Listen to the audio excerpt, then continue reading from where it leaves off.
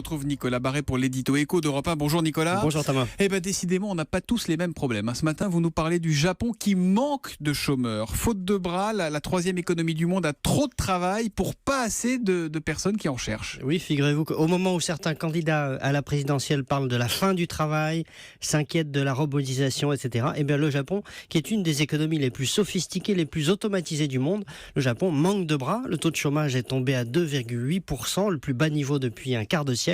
On est au-delà du plein emploi, c'est-à-dire que par manque de main-d'œuvre, certaines entreprises sont obligées d'interrompre leurs activités à certaines heures, faute de bras, dans la restauration, dans l'hôtellerie et même maintenant dans l'industrie. Dans l'industrie aussi, mais les robots alors ?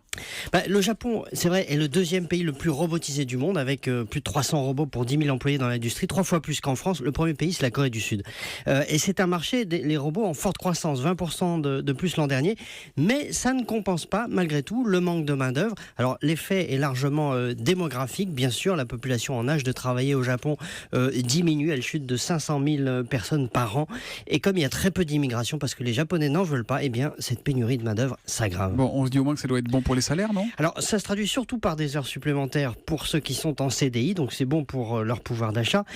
Tout n'est pas transposable évidemment dans l'exemple japonais, mais il montre que le travail peut manquer, même dans une économie à la pointe de l'innovation. Le Japon d'ailleurs est le deuxième pays au monde par le dépôt des brevets. Comme quoi, vous voyez, l'innovation n'est pas forcément l'ennemi de l'emploi. À bon entendeur, l'édito éco signé Nicolas Barré, directeur de la rédaction des Échos, qui reviendra demain. À demain. À demain.